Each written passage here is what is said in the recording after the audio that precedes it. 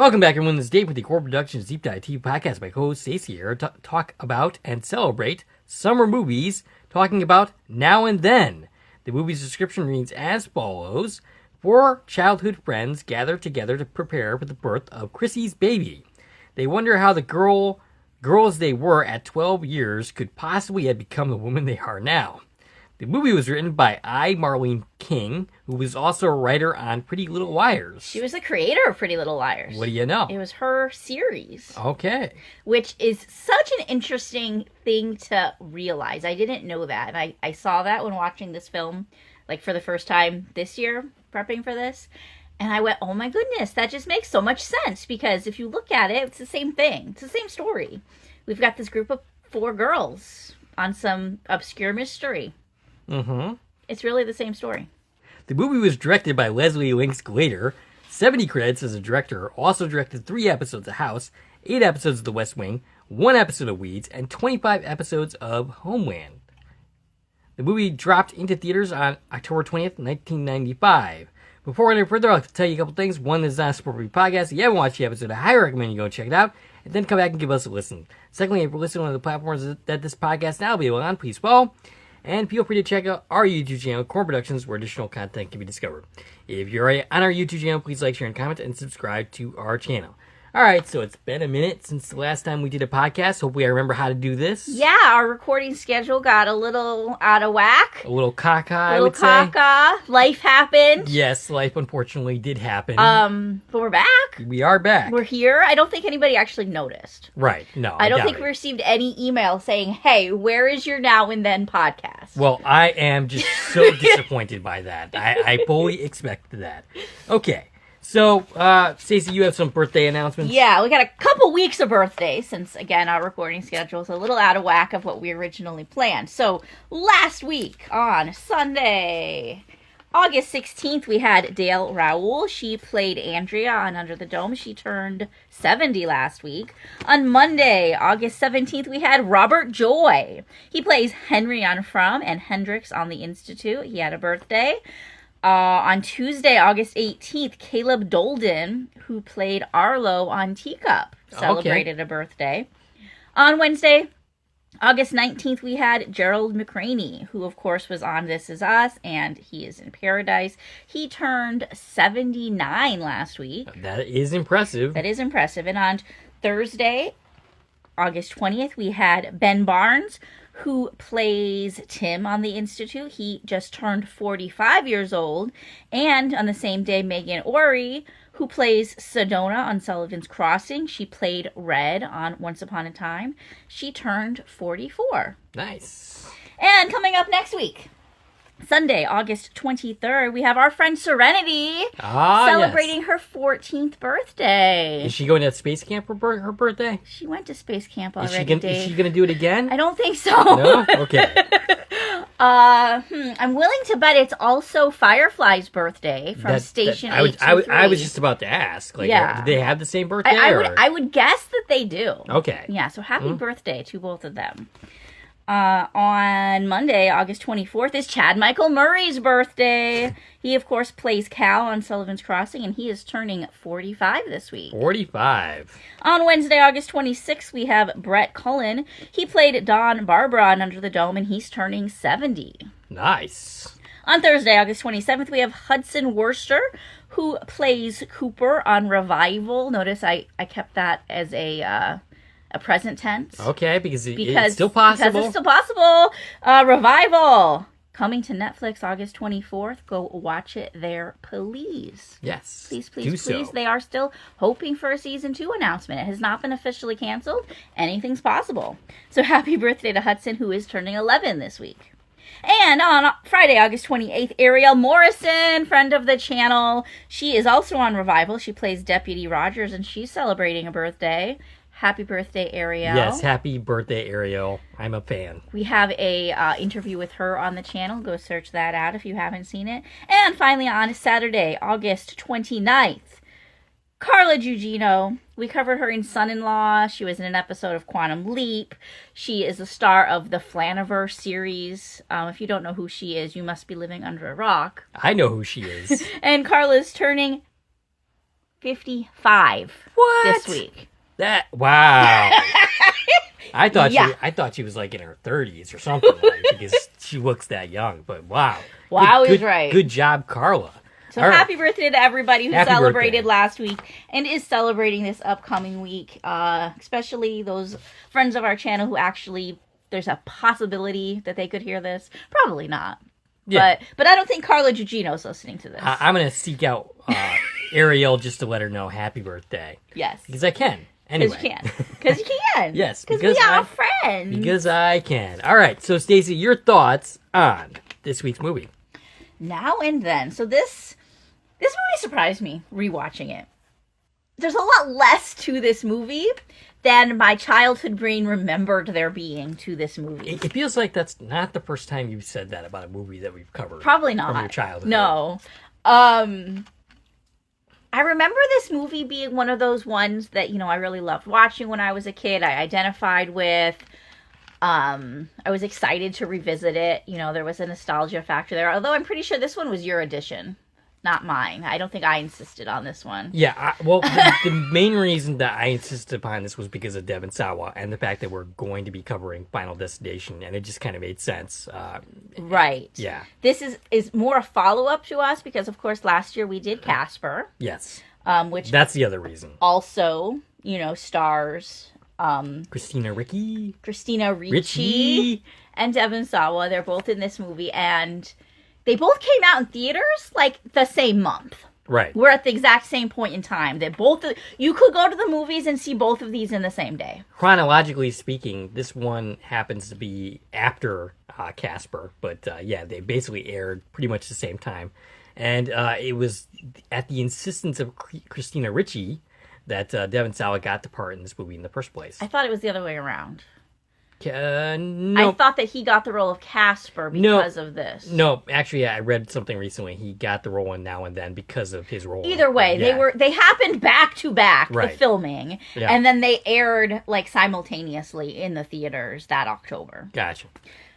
Which is super cool. Yeah. Because if you were you could watch both these movies and watch these actors together. Yep. And apparently there was some kind of rivalry between the girls about who could get with Devon Sawa, which, back then could have just meant like who could hold hands with him. And Christina, Well, they were 12, so right. Yeah. that is goal. Christina Ricci is the one. Ricci is the one. Ricci is the one who won, for the record, and the other girls were not happy about it. Okay. I was reading about that recently. So I was giving my thoughts. Oh, yeah, I had completely fabricated some stuff in my head that just does not happen in this movie. I don't know if I was mixing it up with another movie, but I thought there was literally more to the mystery of they're looking for the murderer, and I thought we got some resolution on who did it, and there's none of that. None of that at all. Right. Yeah, they just kind of dropped that plot line, that's for sure. But what are your overall thoughts of the movie? Do you like it or not like it? I was a little disappointed with it this time around, to be honest. It didn't live up to my memory. Gotcha. Which is sad, but it's still, it's still watchable. So, but I don't know that it's necessarily some fun, upbeat thing that a kid's gonna love. Well, so this is the type of movie, and I'm not saying that necessarily this movie exactly, that should be made more often. A female coming-of-age film that tackles female sexuality at a young age. It's a topic that's not touched upon too often. Right. I mean, I guess it is a little bit more these days, but even still, you have to go deep into streaming to find them. Mm-hmm. But yeah, I think, and why is this important? Because I think it is important for our art to reflect things that we all go through. Right. And as a kid, you watch this movie, it's important to you because these are things that you deal with, and you realize, hey, I'm not alone because other people deal with that. Right. So yes, I think that is important for that topic to be touched upon, and it is not often done so. That you have a movie that right. focuses almost entirely on female characters. Right. And young female characters dealing with young female issues at the same time. And I will say that I hated the framing device, and your husband had a good take on that. Basically, he thinks that the studio executives, they saw this movie and they're like, this isn't gonna fly on its own. Like, we need, some big actresses to come in and, film a framing device that will get butts in the seat. And that's why the framing device and the actors who, play the adult versions of these characters, why it comes off so passionless. And there's no real connective tissue between the two. I mean, other than the fact that it's the same characters. Right. There's no connective tissue in terms of theme or what. Neither one of them informs the other, is what I'm saying. Yeah, that's another thing too. Is I definitely remembered there being more to the adult storyline as well. Mm-hmm. And there's really not. It's literally just 10 minutes at the front, 10 minutes at the end. It's like they probably just walked on set, filmed these scenes, and then walked off within now, 5 minutes. I know that Demi Moore was an executive producer on the film. I don't know about any of the other actresses. They may have been as well. So I don't know if some of it was written around, like who they already had got to back the film. Right. Or like the order of how these events happened. But yeah, it does feel like it's missing something. Right. Missing something that they could have made it a lot better. I think if you just ditched the framing device entirely, you'd have a stronger movie. Like just to focus the attention. But it wouldn't have been as popular. Probably not. These kids were not as famous.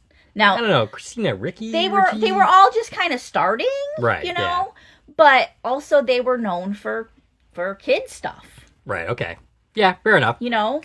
By adding these adult actresses, they, I'm sure, got an adult audience to care about this movie. Fair enough. That probably wouldn't have cared about it if it had just been the kids. Right. Now, the 3 young actresses that are still with us they all did amazing things with their careers. Right. As well as, of course, the 4 adult actresses already were doing great things, and they're, household names, basically, all of them. Yeah, it's kind of funny how many 90s actors are in this film. Oh, yeah. There's a lot of names in this film. So I don't think it would have been a stronger movie if they just completely removed it. I think it would have been a stronger movie if they did more with it. Right, maybe could do a better job connecting the two. If we should have flashed back and forth a few more times, given them more screen time. I'm surprised they didn't do that. Connected it more, right. Made it relevant, right? Yeah. To the story they're telling, really connected it all together, and let us see more of their lives and more of how these things are all connected and told a story. Right. Yeah, even without the framing device, it's not a perfect movie by any stretch of the imagination. There are some plot threads that go, why do we bother? Yeah, at the end of the day, it's kind of like, well, what actually happened in this movie? Right. There's a lot. There's a lot of randomness, and I kind of wish there were some things that were expanded upon. Like, I wish they had done a little bit more with the whole divorce storyline that they had going on there. Mm-hmm. Done a little bit more with Gabby Hoppin's character. It's not even really clear who the lead is. There's not supposed to be one. It's an ensemble. But at times it's supposed to be. It seems like because of the narrator is the one who plays Demi Moore playing Gabby Hoppin's character. Right. It feels like she's the one that we're looking through her lens. We're seeing things from her point of view. Because she's the one telling the story. But that does not really seem to be the case when we actually watch the movie. There's not any real focus on her. Right. But yeah, anyway. Anything else to say before diving in? Well, one little piece of tidbit I found, which I might as well put it here. Do I actually even have this in my notes? I don't think I even put it in my notes, but I was reading about it. This movie is also a product of the 90s. Yes. And there are a lot of ways that it would be different if they did it today. Well, one thing, this isn't what I was going to say, but I just thought of this while I was thinking. The other thing I was thinking of is there is rumors of them making a sequel or remake to this movie. Oh, okay. And now? Yes. And this is something I had been thinking about, and I just very recently, within the last 2 weeks, saw an interview with Rosie O'Donnell, saying that this rumor, there could be some validity to this rumor. She was the one saying this is a rumor that is worth looking at, right? And what would be is the adult actresses would play like the grandparents Christina Ricci and Thora Birch and Gabby Hoffman would play the adult women, and of course they'd have to recast Chrissy's character. They'd be the adult women, and then they'd have a younger generation playing a childhood version of the characters.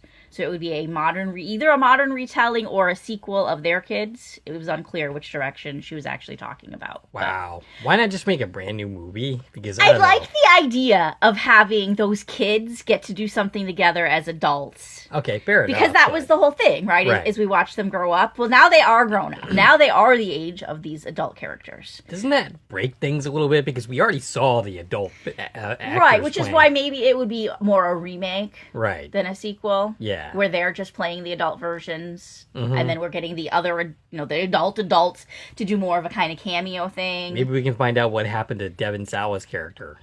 Yeah. Well, that's speculation did Roberta and whatever his name was, Scott Wormer, end up together? Right, we don't get any resolution to that whatsoever. We're told that she's living in sin with her boyfriend. Okay. But they never name the boyfriend.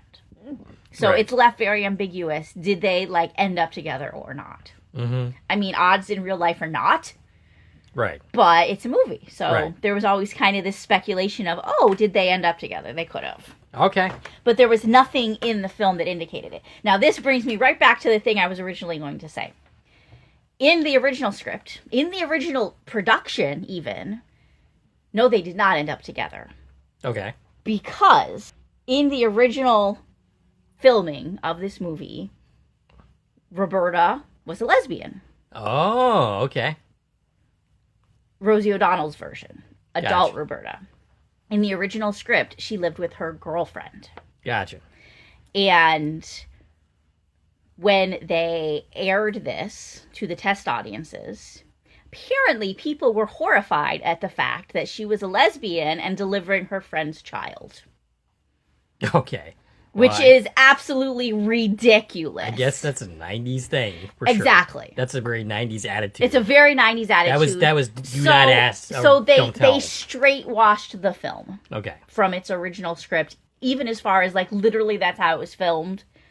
And they redid the bits to specifically name that she lives with a boyfriend and cut out any mention of her being a lesbian. Well, you know what's really funny is if this movie were to drop today, guarantee there would be at least a few non-straight characters in the film. 100%. At least half of these people 100%. Would be lesbian in fact, I'm positive, not the sequel remake we're talking about, because that's, proprietary or whatever, but if we were to do this concept of a movie today, all girls group, 100% one of those girls would be a little boy. Right, yes. Yep. In whatever capacity. Right. Because it's acceptable now. Right. To represent all kinds of, different sexuality and gender. Yes. Deviations. Mm-hmm. I don't know if that was the right word I'm looking for. I'm trying to use the right words, but I don't know that I have them in my vocabulary right now. But yeah, in 1995, they were like, oh, no, we can't do that. Right. That's horrifying. The audience hated it. Right. So they cut it out. Which is ridiculous. It is. It's ridiculous. So you're talking from a modern, current day perspective, but even back then it would still be pretty silly. Yeah, and I'm pretty sure Rosie O'Donnell herself was already out at that point. Yes, I'm pretty sure that's the case. It made sense. Right. All right. Anything else to say before diving in? It's been a hot minute since I wrote these notes. I'm scared I'm going to lose track of who these characters are, but let's go for it. All right. So, the movie begins with a game of Red Rover with our four main characters. Roberta, played by Christina Ricci, most recently showed up in 2 episodes of Batman: The Caped Crusader. Already did her credits fairly recently, so I'm not going to go over them again. But do you have anything else? I mean, of course, obviously, we talked about her recently for Casper. Sleepy Hollow was one. I know she's been in 100 things, right? Yep. Addams Family. Yes. As well as appearing in Wednesday. Yes. So all kinds of things for her. Teeny, played by Thora Birch. 60 credits, including American Beauty, Ghost World, 13 minutes. And you know what's really funny is she was also in the Jack Ryan movies, the Harrison Ford versions, the Clear and Present Danger and Patriot Games, both of which I saw her in recently because I was watching those movies.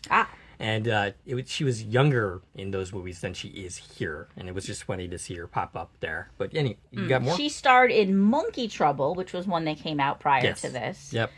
Hocus Pocus, I think, was the first thing she really became recognizable from. She did that when she was very young. She was in The Walking Dead. I didn't know that one. She played a character named Gamma. She was one of Alpha's people that wore a skin mask. Did she die? Probably.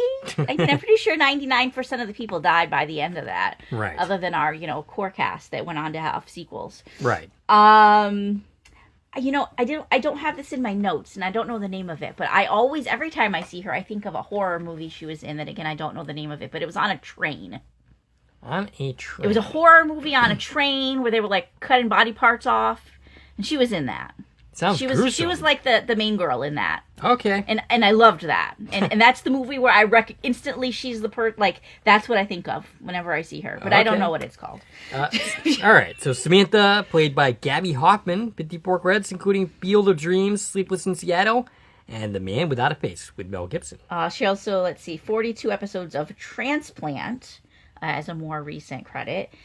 She was in a version of Freaky Friday. Yes, we had talked about that. She was in Freaky Friday with Shelley Long. Shelley Long, that's it. The only reason I know that is because the name Shelley Thompson wanted to come off of my tongue, and I said, no, that's not right. Shelley Long, which was also a Disney version, and it came out, I think, within a year of the famous Disney version, which is so weird to me. Yeah.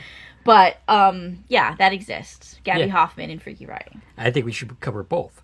And Chrissy, played by Ashley Ashton Moore, 13 credits, including Strange Luck, Northern Exposure, Touched by an Angel. She died on December 11, 2007 at the age of 26. Very young. Yes, and she hadn't acted in anything in 10 years, so, but... Huh? Oh, yeah. I should have said that at the top. Yeah. There was a death that I forgot to mention earlier. Rest in peace for Hayden Panettiere. She was, of course, in Heroes. She was only 36 years old, which is actually, it does tie into this person because they both died really young. Very young. And, too young. Yeah, it's just crazy how young. It's just, wow, too young. Very young. And, one of the reasons why I buy the adult actress who's playing her, and I only buy half of the actresses playing the adult versions of these characters, is probably because she didn't grow older, and I'm not familiar with her as an adult as I am as a child. Whereas maybe Christina Ricci, I don't buy Rosie O'Donnell as her. I see that because obviously she didn't grow up resembling her in the slightest, but also I can look at them in the film and feel like it was okay casting. Gotcha. Because I do see the resemblance between them at that point in time, right? That made that happen. No, I think they did okay with the casting in this movie. I don't think any of them are so far off that it throws you out of it. There is one that I'm like, I don't buy it, but we'll get there. Okay, so the four of them are playing Red Rover. Also in this scene we meet Emily. She's the first one sent over. Apparently she was the only one left in their team at the opening of this film. So it was the four main girls plus Emily. We never hear from Emily again, so apparently she wasn't too good of a friend. She was played by Haviland Stillwell. She does lots of cartoon and video game voices. All right. Samantha says to choose Bobby to send him over, and Chrissy objects on account of him picking his nose, but they call his name. He runs full force at them, and he is unable to break the chain. Bobby here is played by Brendan Kayla. 5 credits, including Free Enterprise. He also was in Children of the Corn 4. Oh, okay. And he's actually uncredited in this film. But we do see him multiple times throughout the movie. He's part of the kid group. And he's always picking his nose in every scene, which is just kind of a hilarious characterization. That's the only thing they gave this kid. Pick your nose. We then have our credits. We hear a series of voice messages from our adult cast, with adult Chrissy calling them, and we see adult Samantha, played by Demi Moore. And during that opening little sequence, we're getting all these visuals about who the girls became.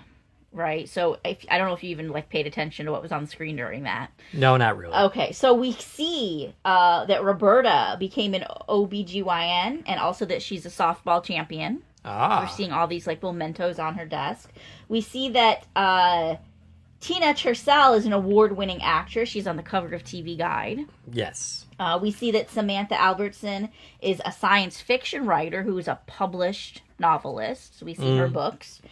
And all four of them, we see that they have this same photograph of the four of them as kids framed. Gotcha. Kind of just showing like how strong this friendship really was for these women. Okay. Samantha, the adult Samantha, is played by Demi Moore, 73 credits, including A Few Good Men, Margin Call, and Ghost. In addition, I had G.I. Jane and The Substance. And again, of course, all of Substance is fairly recent. All of these actresses have a Right. bajillion credits we could have picked from. Yep. I actually was tempted to say G.I. Jane, but I did not go with that one. And we cut to an adult Roberta, now played by Rosie O'Donnell, like I said. Oh, yeah. So Demi Moore, she resembles, Gabby Hoffman. She's probably the best choice of all the adult cast. Like I said, I didn't really buy Rosie O'Donnell as Roberta, only because I knew what Christina Ricci grew up to be. Yeah. Which is like Christina Ricci, except older. Right. But she was in 79 credits, including A League of Their Own, Exit to Eden with Deborah Pratt, and Beautiful Girls. She also has 21 producing credits and 4 writing credits. Yeah, I mean, she has her own, had her own talk show. Yep.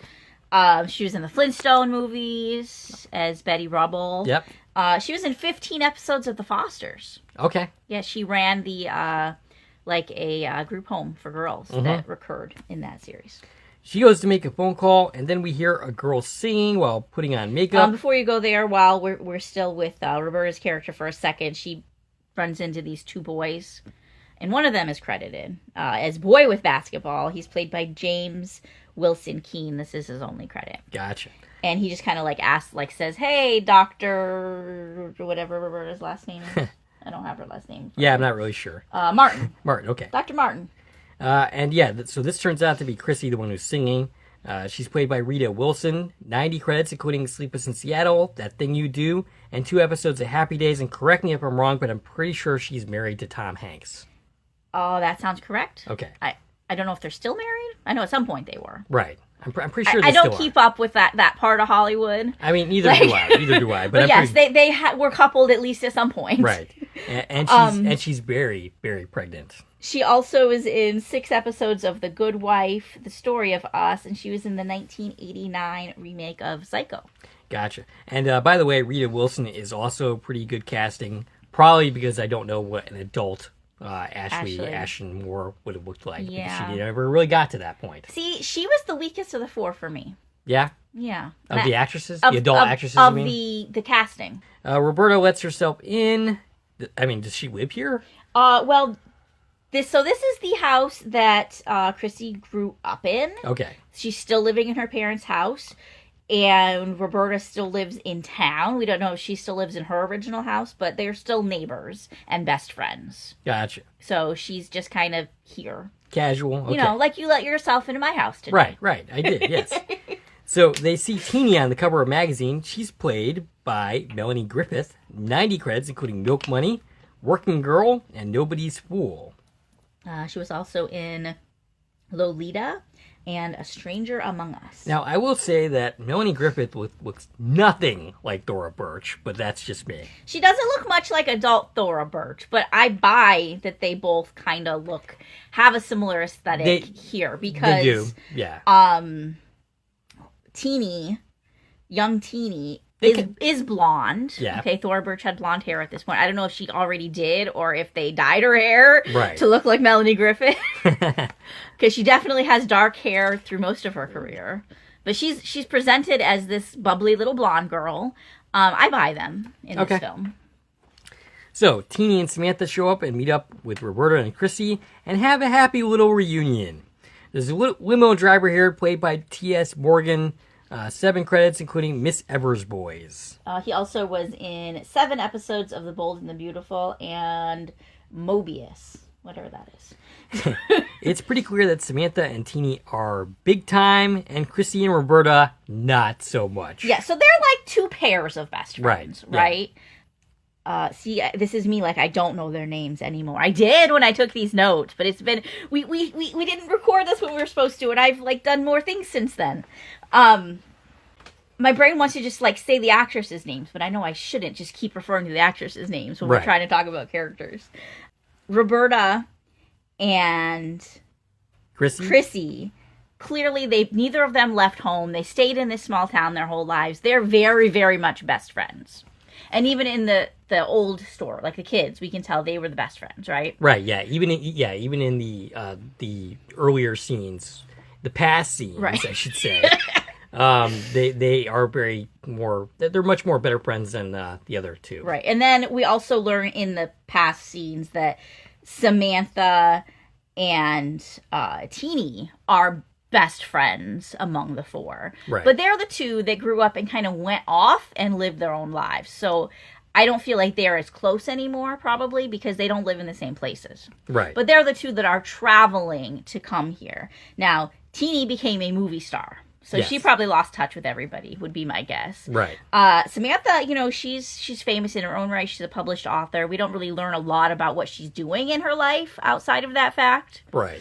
But you still can see where they're probably closer to each other than with the other two. Yes. And during that whole opening monologue, of Samantha driving here, and she's kind of like, this crazy pact we made to come together when we were 12 years old to always be there for each other. And she basically was like, why am I returning to this town? I don't want to do this. But she feels like she's doing it out of obligation. Yeah. Out of obligation to the pact more than today's friendship. Gotcha. And I almost feel like they haven't even really talked to each other in years and years, it feels like. Right. So we see her husband, Morton, wander through the scene. He's played by Carl Espy, 6 credits, including an episode of Dawson's Creek and Muppets from Space. Yes, same as I have. Okay. We see him a little bit more later. Yeah, like you said, he just kind of flings through it. They play in the swing set, and Chrissy is criticizing Samantha's writing. In fact, she's really kind of judgy in general. And suggesting they need to grow up, and then we cut back to the past. I love the transition, because we have the four of them.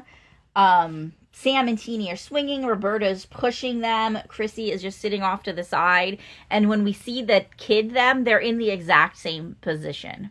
So it was a really beautiful cut between the two time periods. Absolutely. I wish they had continued that. Right. Throughout the film. Yes. This is the only moment we got something like that, where they're like, okay, here we're showing you who's who now, basically, was their only reason for this beautiful cut of everybody doing the exact same thing. And then they immediately just get up and leave. We don't continue the scene. We show them in that position, and then they just run in the house, and then they get on their bikes. Samantha narrates about Sheldon, Indiana, and we see the kids swinging on the swing set, as you just mentioned, and they run for their bikes. And we see Samantha's room, which is full of sciencey stuff. She's reading at night, and is soon joined by her sister as their parents argue. Her sister is played by Rumor Willis. 50 credits, including Once Upon a Time in Hollywood, The Escort, and The Whole Nine Yards. She also was in 22 episodes of Empire, an episode of Pretty Little Liars, 10 episodes of the 90210 reboot, and do you know who she is? Who is she? She is the daughter of Bruce Willis. Well, that tracks. And Demi Moore. Oh, that's insane. Wait, what? Oh, okay. So she cast her own daughter. She had her daughter cast in the film. Yeah. Gotcha. I was like, wait, how did she have a baby at this point? She was like 10 years old. I'm like, no, Demi Moore was the adult one. Anyway. Yeah, this is Demi Moore's daughter playing Samantha's baby sister. Wow, that's Angela. funny. That's funny. We see that idyllic neighborhood, and we cut to Roberta measuring herself. No, that's not what she was doing. She was taping her boobs. Oh, I thought she was like measuring, and then she was taping her boobs to hide the fact that she's growing. Yeah. From her brothers, I guess, or just in general. I mean, she doesn't want them. Right. Because, okay, so her mom died when she was young. Yep. She lives with 4 older brothers and her dad. And she's a tomboy. Yeah. She doesn't want boobs. Gotcha. She said, go away. She's literally taping them because she wants them not to exist. Yeah, and it's a pretty awkward scene to watch, 45-year-old man, and I thought it'd be a lot harder to talk about too without sounding weird. But I'm glad we got through that. Okay. But anyway, so she goes outside, and her brothers are acting like complete idiots in the hallway. Oh, 3 older brothers, not 4. 3 older brothers. I said 4. Okay. My notes say 3. Teenie, meanwhile, is practicing her Academy Award-winning speech, all glammed up. So you could definitely see how Teenie grows up to be a movie star because she was practicing from a young age. Yeah, and we're told that she's an only child and her parents are pretty much MIA. She's raising herself. Chrissy is in her room when her mom comes in, and she's played by Bonnie Hunt, 65 credits, including Jerry Maguire, Show Me the Money. Anyway, The Green Mile, and Rain Man. She also was in Jumanji. And she does lots of cartoon voices, including Toy Story, Zootopia, and the Monsters, Inc. franchises. Gotcha. And, she's very picky and fussy. And Chrissy asks about sex, and her mom ends up comparing it to gardening, which does more to confuse Chrissy than anything else. Yeah, her mom gives her a not very helpful talk. Right. Which comes up later in the movie. Yes, it does. The girls are minding their own business when the Wormers drive up on them and water balloon them. We are introduced to Scott Wormer, Devin Sawa, who was my nemesis back in the day, thanks to my friend. He seems to be your best friend now because I think we're doing his whole filmography. it pretty much seems like that. But yeah, if you don't know the lore from listening to prior of our podcast, which basically I had a friend that was like in love with him, and she used to piss me off because she would constantly bring him up and drive me insane with him. And I developed a hatred for him, and I was really hoping to see him die in Final Destination, and they denied me the pleasure. They don't show it. No. But I did eventually get to see him die in Hard Eyes, so there's that. Yes, we have talked about Devin already in Casper and Hard Eyes. Final Destination coming soon. Yes. And I have another idea of something of his that we should cover, but I'll talk to you about that off air. Okay. He was also in Idle Hands, Black Friday, and Slackers. I don't think I brought any of those movies up yet. Yeah, I didn't bother writing anything down besides the things we're covering because that gave us a long enough list as it was. Right, yes. His brothers, meanwhile, are played by Justin Humphrey, 3 credits. I didn't bother to take any of them down. Zeus and Roxanne, and 3 episodes of Figure It Out. And then Bradley Coryell, 4 credits, including Tuck Everlasting. As well as My Dog Skip. And Travis Robertson, 7 credits, including Little Giants, which Devin Sawa was also in. He was also in 2 episodes of The Mystery Files of Shelby Woo. And these brothers never got names, by the way. Yep, they're just the Wormers. Yep. And we see a recently married couple and then a diner where the kids are hanging out, taking sex surveys. Teenie acts like she's more advanced and knowledgeable than the rest of them. They are saving up for a treehouse, apparently, and they are soon scandalized or impressed by how Samantha's mom is dressed. The waitress who serves them misgenders them, and she's played by Janine Garofalo. This is the most 90s movie you will ever find. 172 credits, including 21 episodes of 24, 15 episodes of The West Wing, and Mystery Men. She was in 6 episodes of Younger, 14 episodes of Felicity, and she does tons and tons of voice work. She's got one of those recognizable voices. Did you put Samantha's mom here? Or no, I think else? I must have. Oh, yeah, actually I did. Okay. So Sam's mother is played by Lolita Davidson, 103 credits. Lolita Davidovich. Okay, so I got that totally wrong. At least that's what I have. Okay. But mine was copy and paste, and yours was type, so I'm probably right. Yes. 103 credits, including JFK, Dark Blue, which is the movie I most recognize her from, and an episode of Psych. She was also in 4 episodes of How to Get Away with Murder. That's a more recent credit. An episode of Friday the 13th, the series, and Adventures in Babysitting. Oh, okay. So they think Janine Garofalo's character, whose name I probably get later. Willa Dean. They think that she's a witch. And you mentioned the treehouse. That's their summer goal, is to buy this treehouse. The treehouse is basically a character in this movie. Yes. They're trying to build the money for the treehouse. We already saw, spoiler alert, that they succeed in this because the treehouse exists in the future. They're trying to get money for the treehouse they're buying it from Sears, and this is such a beautiful little artifact of time, part of history, right? Yeah. So I don't know if we even said when this is taking back. We did have 1971? Okay. Or 72. 71. Nope. I got it backwards. It's the summer of 1970. Okay. I needed to reference what my other notes meant. There are things in this movie that didn't come out until later, like fall, winter of 1970. Gotcha. I'll just say them now since we're here. The song "No Matter What," which played already from where we're talking, it was playing when she was taping her boobs. That didn't come out until November of 1970. "Knock Three Times," which they sing when they're on their bikes, that comes out in November of 1970. And then later we're going to see the movie Love Story, which came out December 16th, 1970. Okay. But they presented this as being the summer of 1970. So none of those things should exist yet. Gotcha. They failed. They failed at, time continuity when it came to that. Apparently, in 1995, we didn't go so far as to look up the actual dates things existed. Maybe they looked up the year. Right. Anyways, who were we talking? Oh, the treehouse. So they're getting it from Sears. It's one of those, like, back then you could buy a house from Sears. Yeah. Like a real house. Mm-hmm. And they just, you buy it, and it comes with all the parts and instructions, and you put it together.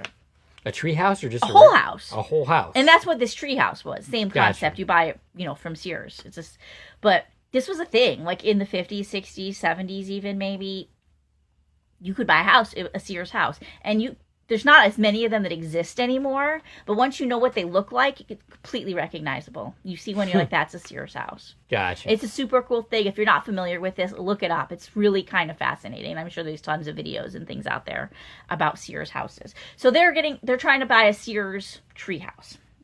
And it cost $129.95 to buy the treehouse. They have $107.24. So they're only about $22 short at this point. Well, in the 70s, that probably would have been a lot more money than it would be today. Sure, but this is for teenage girls putting their money together. Right. Gotcha. And who knows how long they've been saving to get to this point. Right. Gotcha. All right. So Sam brings up doing a seance, and then Teenie gives everyone their sexual magnetism scores. And Teenie is a sexual magnet attracting men from all four corners of the world. Well, that sounds pretty dangerous for a 14-year-old, that's for sure. Yeah, we already learned that she ends up having 4 failed marriages in her life. Yes, so it tracks. It tracks. Yeah. We also learned that, for instance, Chrissy is the innocent, pure one. Right. Who knows nothing. Right. She knows gardening now. Yeah. So there's that. Which is really funny because, like, she's the one having a baby in the future. Right. Yes. At night, Sam hears her parents fighting, and then her dad leaves in the middle of the night. He's played by Rick Wright. 111 credits, including The Founder, Mr. 3000, and 2 episodes of Will Trent. This is who? Rick Wright. He was in 2 episodes of Dawson's Creek, 4 episodes of Drop Dead Diva, and 2 episodes of Revolution. And she narrates that she did not tell the others about her dad leaving. She sneaks out of her window when they go to the graveyard and perform a seance, trying to talk to a young Johnny. Yeah, so apparently they've done lots of seances before. It's never worked. Surprise, surprise. They've tried contacting Marilyn Monroe. She didn't cooperate. So they're like, let's try somebody who's buried in this graveyard. Maybe that'll be more successful. And one of the graves is a 12-year-old boy, just listed on the tombstone as Dear Johnny, and he died in 1945. So they try summoning him. Chrissy starts pretending like she can hear him, but then starts laughing. And suddenly there's a flash, an instant rainstorm, sending them all running, which is when she notices Crazy Pete, played by Walter Sparrow. Crazy Pete! 157 credits, including Robin Hood, Prince of Thieves, The Secret Garden, and Ever After. He also was in the 1999 Treasure Island. And the character of Crazy Pete riding on his bicycle in this movie, very reminiscent of Crazy Ralph from Friday the 13th. Yes. Which we might be talking about him soon. No, I don't think there's a bite about that. We might be talking about that character in multiple different iterations, yes. Dave. Okay. See, I know nothing about the new iteration. Little teaser there. What's to come for the channel. Gotcha. Okay. So, they see him riding a bike, and they are freaked out by him. Late at night, Roberta sends a signal to Teenie, and then Teenie calls Chrissy on a walkie, and they decide they need a secret meeting. They go back to the grave and find a broken headstone. They believe Dear Johnny's headstone specifically. Right, yes. They believe they have brought him back from the dead. Or at least as a ghost form or something. I don't know what they're worried about exactly, but... They're like, oh, it worked! Now what? Right. So they start investigating him. They eat at a gas station and talk about Roberta's boobs, which she refuses to show them. Okay, well, you just skipped the whole, like, framing of this story. And you push past it in, like, 1 second, Dave. Okay. So I'm going to slow you down just a little bit. Okay. To set the mood of what's happening here. The mood. They went to the local library. Yes. Couldn't get any information because the library had a fire. I didn't write the year down, but everything before a certain year is gone. Why don't they just ask Al? They're looking for information from 1945. Now, the local librarian told them to go to the Greenfield Library, which is like the next big town over, who has copies of all of the papers from Shelby. And they were like, well, that's the end of that. We can't ride our bikes all the way to Greenfield. But they decide they can. And that's pretty much the bulk of the next, like, half hour of this film, is them riding all the way to Greenfield to look up the newspaper articles from 1945. Gotcha. All of the adventures that are happening is them going way further on a bicycle than they should be.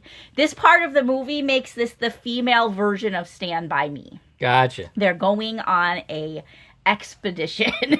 Gotcha. I just thought they were riding around aimlessly. So, honestly.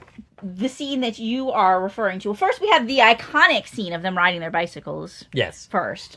Which, by the way, brings up the point that you mentioned that one of them did not actually know how to ride a bike. Yes. Thora Birch. Yes. Didn't know how to ride a bike. Yes. So apparently it was very difficult for them to film these bike riding scenes. And there are several of them in this next half hour of the film where we see them riding their bikes. Right. And once you know that, like, I find it hard not to notice. She's just kind of wobbling all over the place, and everybody else is just getting out of her way. Right. Because she doesn't know how to ride the bike. She can't control it. Right. So it's not that Teeny was just like, get out of my way. It's that Thora didn't know how to ride the bike. Right, yes. And was doing everything in her power just not to fall over, and everybody else had to accommodate. But those are the iconic scenes of this movie. If you see like clips from this movie, that's what you're seeing. You're seeing these four girls riding their bikes and singing Knock 3 times. Right. Yeah, so... and you talked about them eating... so this is where you picked up. They are at Smitty's grocery store having lunch on their way. And they're playing Truth or Dare. This is where they start talking about Roberta's boobs. We learned that Teeny stuffs hers. With pudding balloons, apparently. Pudding. She got the idea from the Wormers, who had thrown Jell-O balloons at them earlier. Chrissy has never French kissed anyone because she doesn't want to get pregnant, because guys automatically think that you will do the deed with them if you start kissing someone. Probably true. That's probably true. I don't know if that's true at 12, Dave. I mean, maybe not, but... and then Chrissy reveals the damage that her mom has done to her by revealing that basically she doesn't know anything. Yeah, that she thinks the deed literally involves a garden hoses, a garden hose, and a flower garden. Yeah, that's what she thinks that Kissy's going to lead to gardening. I don't know why her mom felt that was going to be even remotely helpful, but whatever. I mean, she might as well have said nothing. She put it in metaphors, and I don't think she realized how little her daughter knew. Right. That her daughter was not following said metaphors. Right, yes. So then they ride and sing, and then a bird craps on Chrissy's hair. You know, I can really relate to that. It actually brings up a memory of when I was in my junior year in high school, and I missed the bus, and then I was walking to school, and a bird crapped on my head. I thought it was a raindrop. I got to school, had several conversations with people, including my prom date that year. Not one of them mentioned the fact that there was bird shit in my hair. You know, I just a couple days ago listened to you tell that story. Do you know where you told it? Where? In our Man of La Mancha podcast. Oh, that's funny. Which I just listened to the other day because it was the anniversary of that trip. Oh, okay. And it came across my feed, and I listened to it for a bit. That's the day that we went to New Hampshire and saw Scott Bakula and met up with our friends. Absolutely. 2 years ago, do you believe that? Yeah, and we have an indirect, quantum leap connection here in the fact that Robert, the one who plays the adult Roberta, Rosie O'Donnell, was in Exit Eden. I mentioned the fact that she was with Deborah Pratt. Deborah Pratt, of course, being the co-creator, or really just the creator of Quantum Leap. Yes, that was really what's it called? 9 degrees of separation. 5 degrees. 5 degrees of separation? That was a full 5, I think. Okay, 5. To get to Quantum Leap.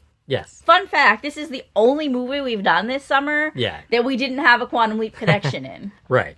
Which I looked so hard. I was like, there has to be one, but there were no direct connections at all. Nope. So, yeah, they see the bird crap. They don't realize where the bird is crapped until Chrissy realizes it's in her hair. And she starts crying. And they're like, "Oh, we got to get it out." That's how they end up at the river to clean it out. Yeah, they go to the wash up of the river, end up swimming. Roberta dives off of a tree. Very ill-advised, by the way. And she jumps into the water. They can't find her. They start panicking. They see her a ways down. I don't know how she ended up there without anyone noticing her ending up there. But yeah, she's just kind of floating in the water. They start panicking. They go over, they scream, they pull her to shore. They argue over who's going to do mouth to mouth. Teeny and Sam are both reluctant to do it. Chrissy is about to do it, and then she reveals that she's not actually dead. Chrissy is about to, Chrissy ends up hitting her for pulling the prank that she does not think is funny at all. I don't either. It's not funny. And you know what? It's funny because this also came up in Friday the 13th. This exact same scenario happens in Friday the 13th. It does. Yeah. I haven't rewatched Friday the 13th yet. I know you're a little ahead of me. Yeah, I rewatched the movie. In preparation for things to come. That actually happened in that movie, and I started laughing because it was immediately after watching this movie. But yeah, so Roberta apologizes. The other girls run off hearing some splashing. The two of them kiss and make up, not really. And Chrissy tells her not to swear. Yeah, which is a recurring theme throughout the movie. We've already seen adult Chrissy telling her not to swear. And the splashing that they hear is the girls finding the wormers all skinny dipping, complete with seeing, little boy ass, which was not something that I think would, if you reverse the genders on this scene, we're all going to jail. Like, I do not think if it were the girls skinny dipping and you saw their butts that you would get away with that at all. Not even in 1995. Yeah, probably not. But today, this scene wouldn't fly. Not at all. Not at all. And speaking of which, so this scene is pretty iconic and pretty famous. Mm-hmm. I don't enjoy watching it for obvious reasons. But this is one of the things where I'd seen grown women on YouTube talking about this scene and doing a watch through, specifically going, "Ooh, can we see Devon Sawa's genitalia?" It was rumored at the time that you could. Yeah, and the funny thing is, the actor himself, Devon Sawa, has weighed in on this, and he said that he was wearing a modesty belt, so there was no chance that you actually saw something. Right. And I'm not working overly hard to see if I could see anything myself. But here's the thing. Yeah. Those are their derrieres. Yes. There were no stunt people involved in this. Right. Those were those 4 child actors that we saw bare butted. Yes. And the actor himself also is not very thrilled with this controversy. He never liked that this was a thing that people were talking about. And he found it very creepy at that age, and rightfully so. But it's really funny because I will see women discussing this issue on YouTube and going through the scene and seeing if they can see anything. Yeah. Grown women looking at a 14-year-old trying to see if they can see his nether regions. See, that's the thing. We've talked about this before. When you're the same age as the actor or actress, it doesn't feel creepy. Because you were the same age as them when they were that age. Well, I mean, sure, fair enough. But it's still kind of weird. It is weird. But, I never had a thing for Devon Sawa. But, give me, a Jonathan Taylor Thomas or a Growing Pains era Leonardo DiCaprio. Okay. I was all over that. Gotcha. And I can look at them as kids and it doesn't feel creepy because I was their same age. You know what I mean? Yeah, I get what you mean. Devon Sawa himself also was not overly happy to be a teen heartthrob. It did impact his life in a very negative way. That makes sense. I think he's discussed the fact that he was had a drinking problem at one point or possibly drugs as a result of that. So like I said, he was not very thrilled with this whole controversy. And so that's that. So moving on. Yes. So the girls are all watching the wormers skinny dipping. Teeny claims she saw Scott's nether regions. Chrissy eventually looks, but claims she's doing it under protest. Because she doesn't want to be the only one Right. left out of the conversation Yes. all summer when they Right. talk about it. She says it isn't very big, and once again revealing that her mom did a very poor job discussing this with her child when they brought it up in the first place. And they decide to steal the boys' clothes, and the boys chase after them naked. Like I said, none of this would fly today, and if you reverse the genders on this thing, we are all going to prison. Even talking about it, I think we'd go to jail. Well, you are talking about it. Yes, but anyway. Okay, you know what thing I find a little weird about this scene? What? And we'll get away from child Genitalia. from nudity here. Right. So as I already mentioned, the girls are riding their bikes way further away from home than they should be Right. to get to this library. Yes. Now, we've already had several scenes of them trying to get to this library. What are the wormers doing way the frick out here, too? Right, that is a good question. If you're going to run into the kids from your development, you would expect to do it closer to home, not Yes. however the frick far away they are after hours of riding their bikes. That is a fair point. They go to the library to investigate their ghost, and Roberta randomly stumbles upon the truth about her mom's death. Yeah, here's the thing, Roberta. You're supposed to be looking at 1945 newspapers to Right. learn how dear Johnny died. Yeah. Your mom died when you were 4, so you're about 15 years too late in the Yes. papers you're looking at. She Right. very intentionally had to take that year's book off the shelf. Right. So she was specifically looking for her mom's... Absolutely. Yeah, She okay. didn't stumble across it while looking for a 1945 news article. Right, okay. Now, I read this whole scene at the library was actually supposed to be much longer. They filmed a ton more. There was supposed to be like this whole like music montage of them doing microfiche and all these things at the library. And I guess it didn't do well in the when they did like the screenings. So they cut it down to this one very short scene. So it was all this buildup of them getting to the library, and then we just have this, like, 1-minute scene of them looking at newspapers, and that's it. It was supposed to be a much bigger part of it. Gotcha. So she finds out that her dad lied to her, and then Gabby finds the info they are looking for, which was a tragic and unexpected death, but pages have been torn out with further information. Yeah, they learned that Johnny Sims and his mom died a tragic death, but no, they don't know how or why or what. And the part about her mom was she learned that her mom died in a car accident and was transported to the hospital still alive and basically had a long and painful death. Awesome sauce. When what her dad told her was that her mom died instantly without any pain.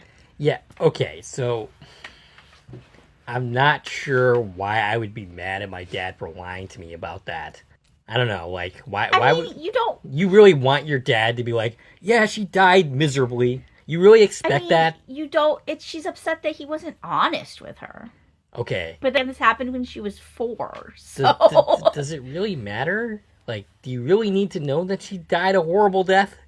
Like, I don't know. I think she was just upset that this picture of it suddenly isn't the truth. Gotcha. And she feels like she doesn't know anything because she's had this, like, fake version of events in her head. Fair enough, but she died the same way. It's not like he died, made up a cause of death. Yeah. He didn't say that she died some other way. She died in a car accident. Right. I mean, I guess it's a 14-year-old's perspective, but, like, do you really expect your dad to be that honest with you? Especially when is she learning about this? When is she learning this truth? Like, when was she told this by her dad? Probably when she was very young. Right. She was 4 when her mom You're not died. going to tell a 4-year-old that she died a miserable death. Right. You're just not doing that. Now, I wonder, do the older brothers know? Yeah, that's a good question. I mean, we never even meet the brothers. They literally don't appear in this film at all, other than, like, I think one of them in the hallway for, like, one frame. Right, gotcha. So the girls end up encountering a Vietnam vet while riding on their bikes, and this is an uncredited Brendan Fraser, and this is the second movie that we're doing, a movie that Brendan Fraser appears in, barely. It's basically a cameo appearance. Mm-hmm. He's uncredited for reasons beyond my understanding, but... It made more sense to me in Son-in-Law, because it was a quick cameo. Right, and I think he was unknown at that point. This is a very long scene. Mm-hmm. And actually it was supposed to be much longer. Apparently this is another one that they filmed twice as much and then cut it back. He was supposed to have a bigger part in their story. But, yeah, he he talks a lot. He's got like 30 lines. Right. And he's uncredited. And I literally looked this up because I'm like, I don't understand credits apparently. Because I always thought if they talk, they get a credit. And really it came down to what I found was it's up to the actors if they want a credit. So it's possible that he said he didn't want to be credited in the movie for whatever reason. Can you think of any particular reason that he wouldn't want to be credited here? I don't know. Okay. But, all right, so Brendan Fraser, he has 81 credits, including The Whale, which was fairly recent in his comeback, Killers of the Flower Moon, and Bedazzled. And I think we got to find a Brendan Fraser movie just to do. Well, one that's been on my list, and we've Blast talked about this from before, Blast from the Past. Yeah. Love that movie. He also, of course, was in the Mummy movies. Mm-hmm. He was in 6 episodes of The Affair.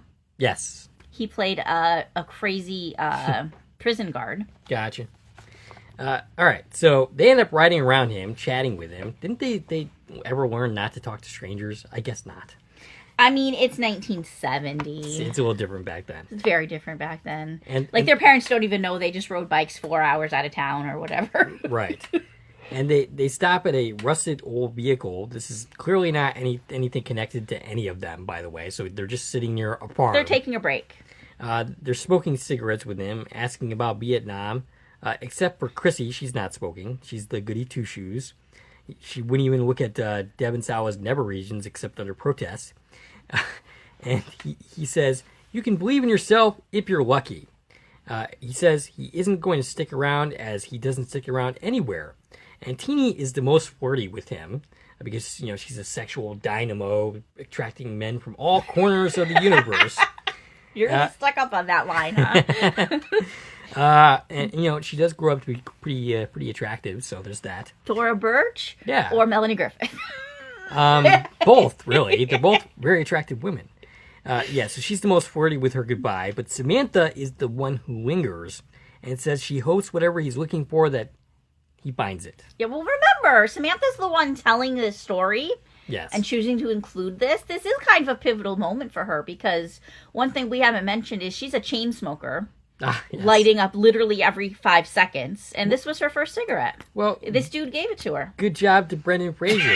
Started her on her path to becoming a chain smoker. Okay. And then she dies from cancer. That'll be the sequel. Right. But anyway. Is Gabby Hoffman even acting anymore? I think so. Okay. Yeah. Gotcha.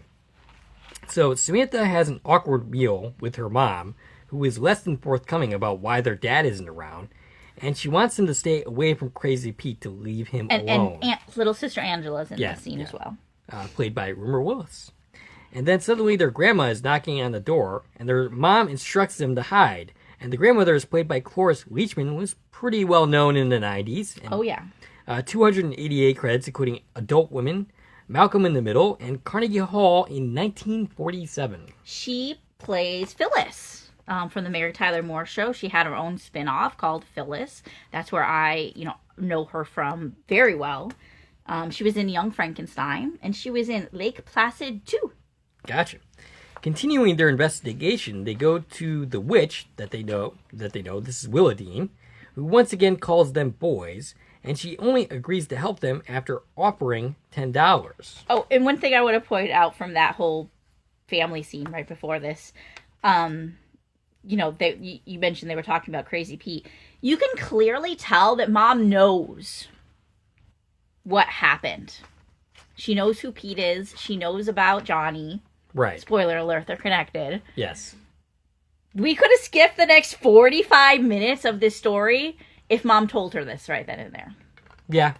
Like, she's talking about Crazy Pete, and then once you know what we know at the end of this movie and you hear what Mom says... Mm-hmm. Like, oh, that poor man. Yes. He's talking about his family dying. Right. Your mom has all the answers to everything you're trying to find out.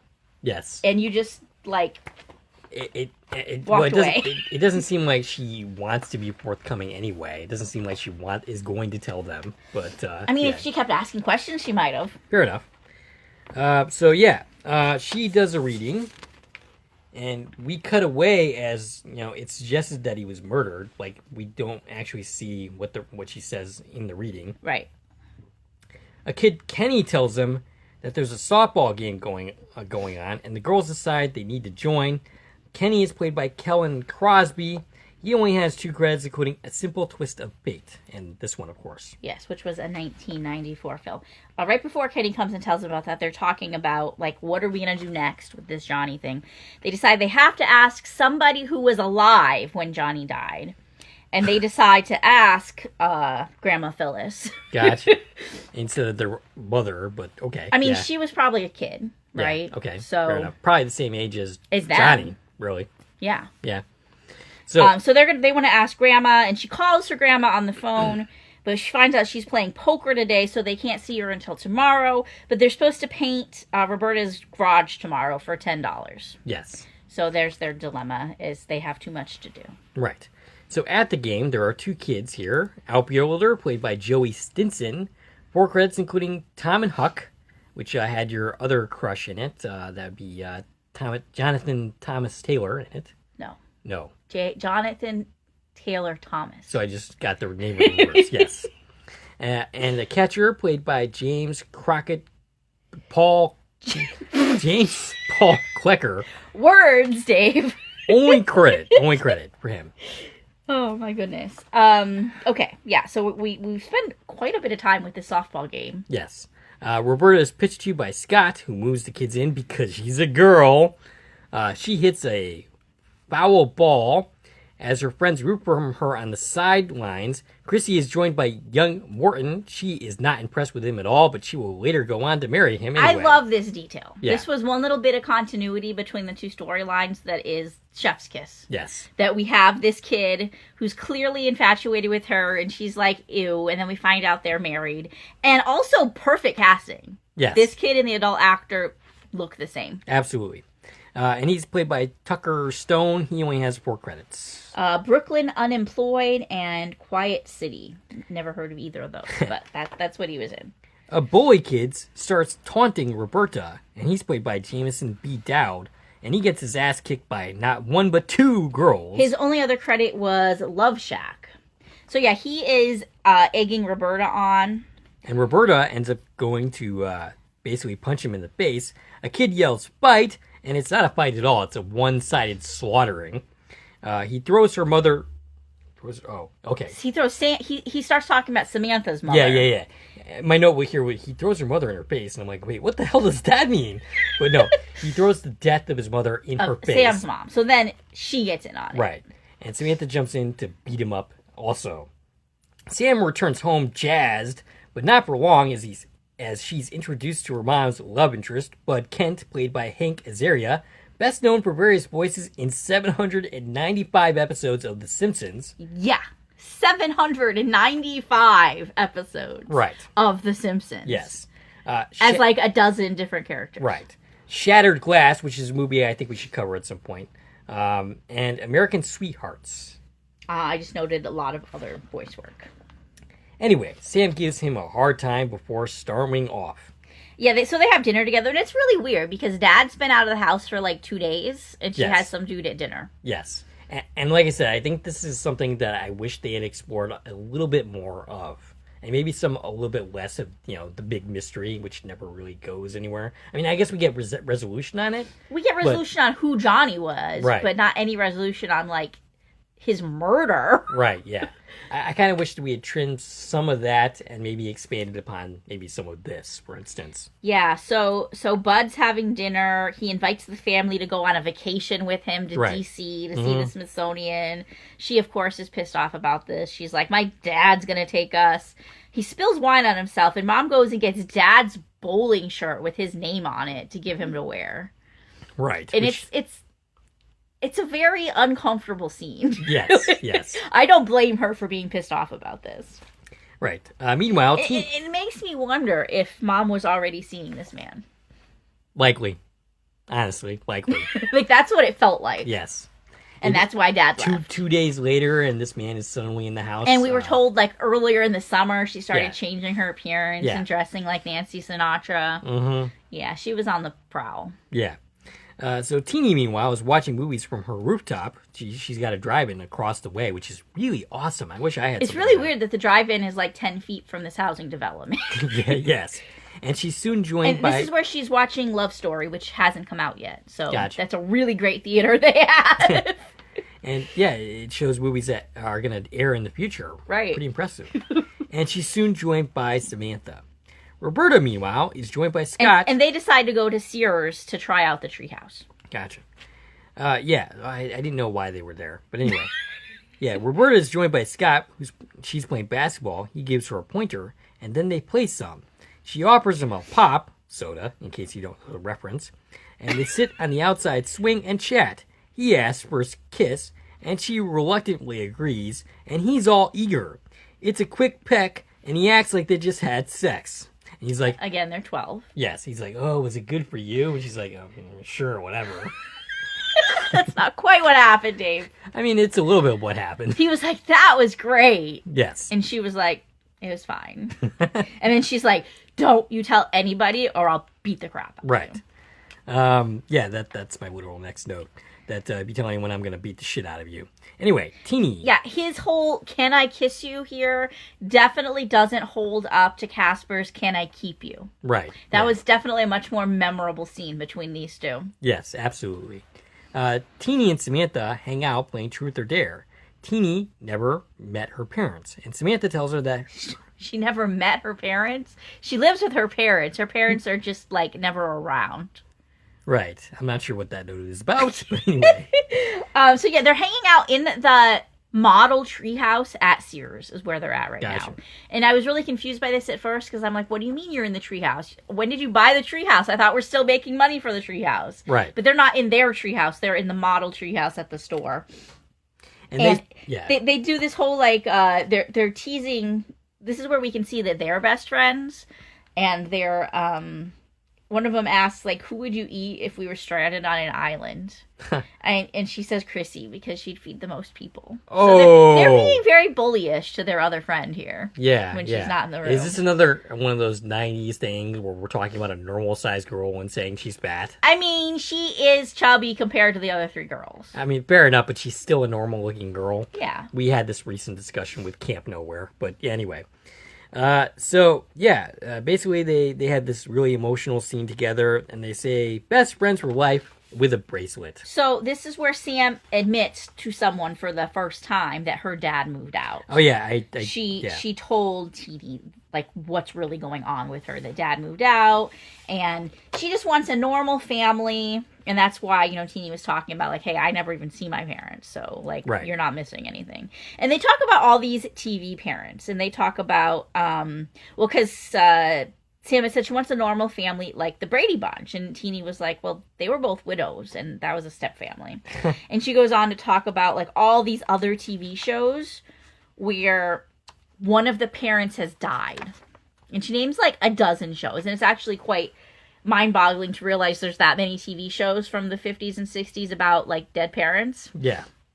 But then she's like, listen, all of those families, like, the parent died. My dad chose to leave me.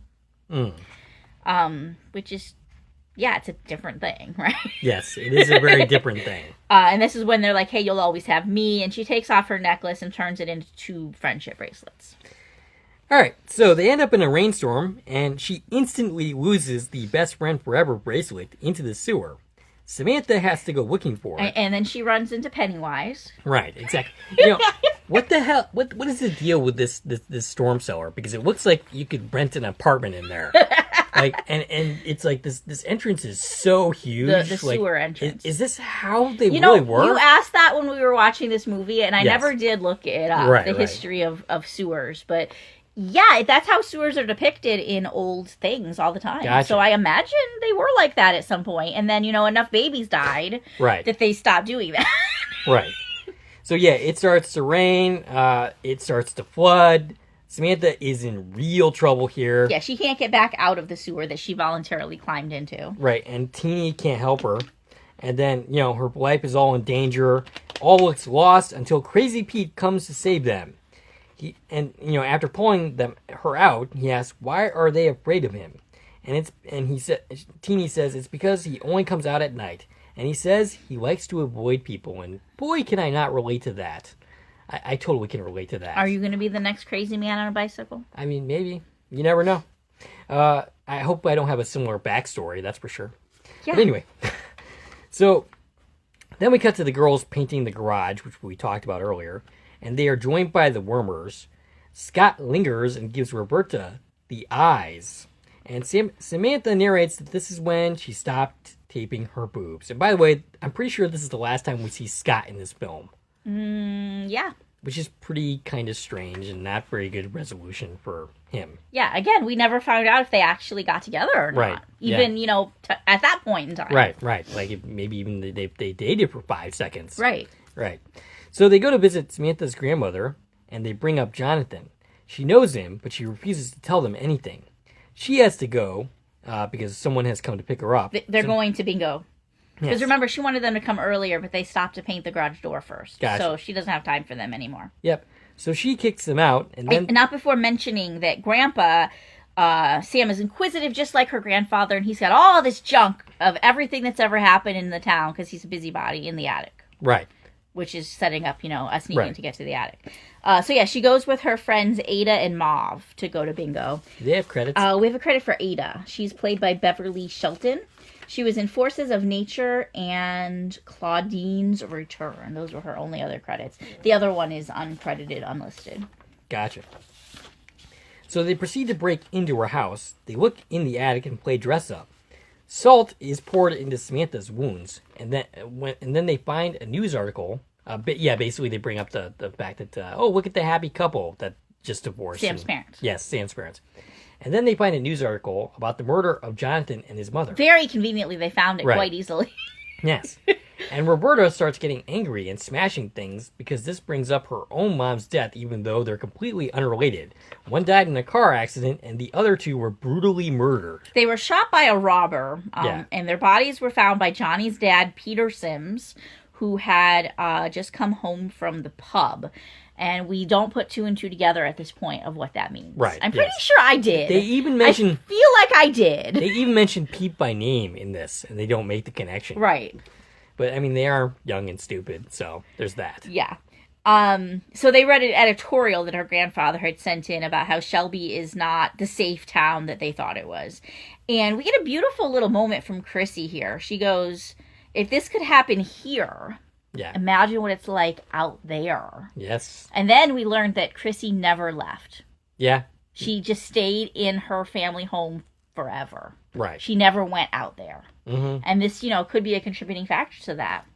Could be. Like, hey, the world's not safe. I'm going to stay the safest I can by never leaving this house.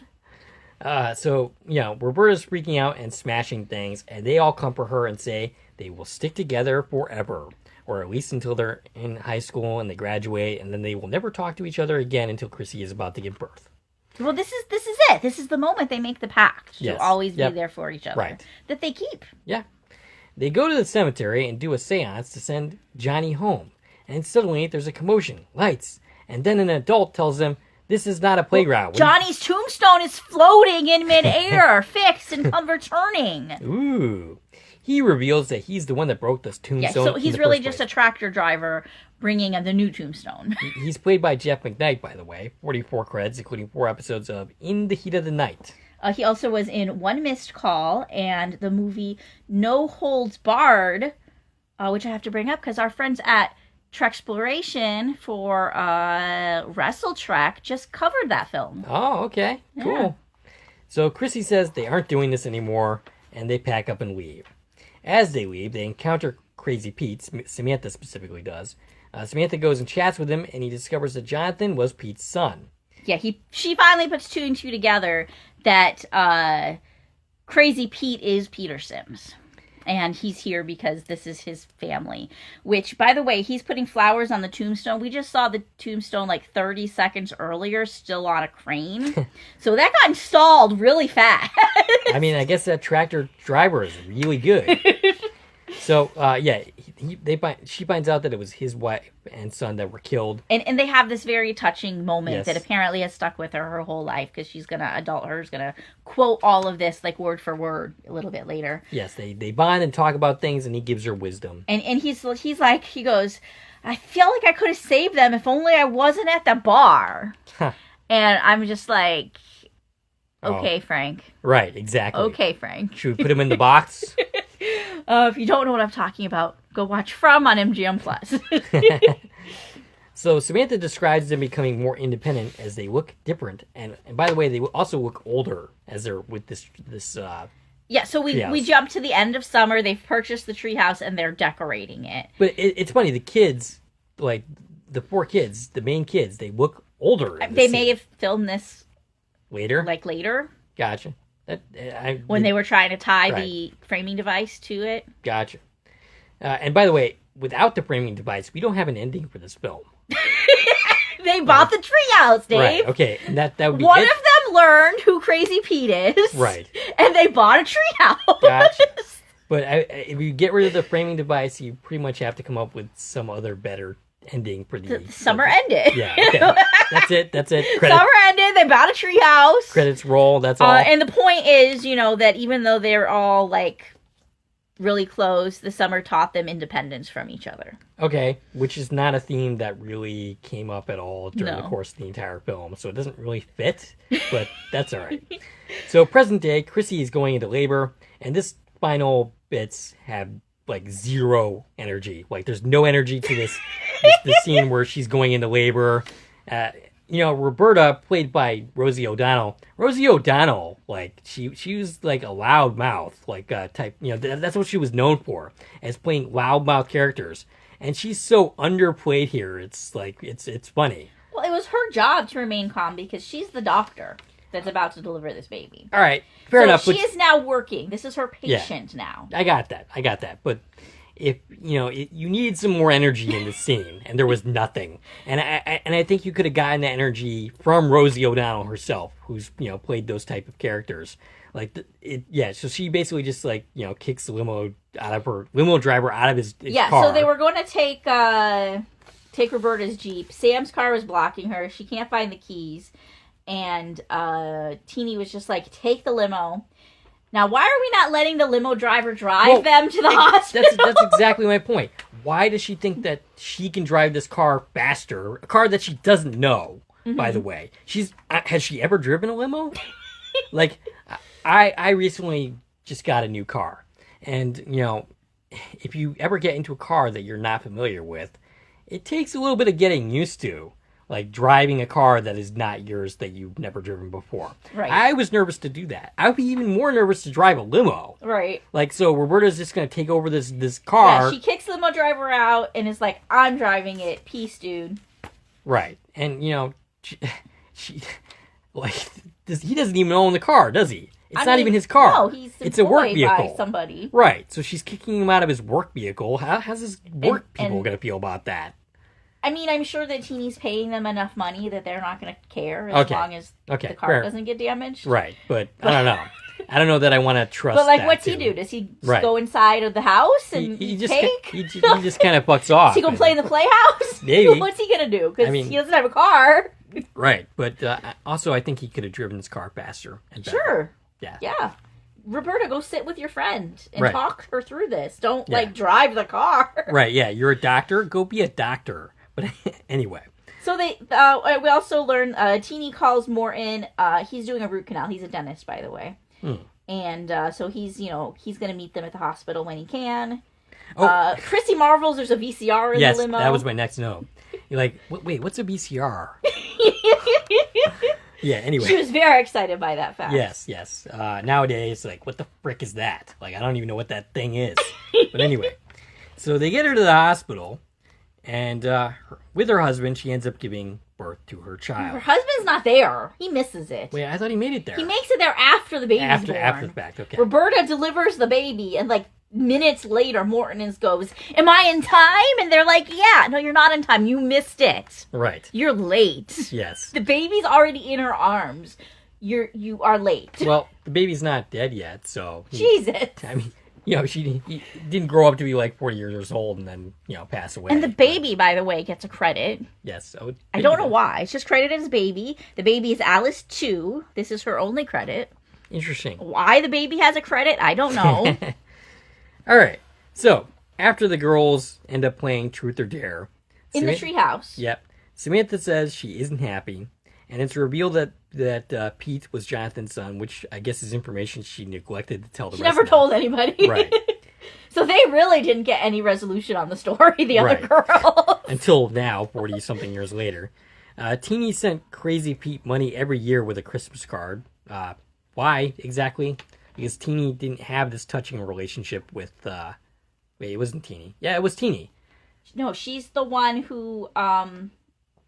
She was there when he saved Roberta's life. Not Roberta. He saved Samantha's life. Okay. That's why she's sending the money. Yeah.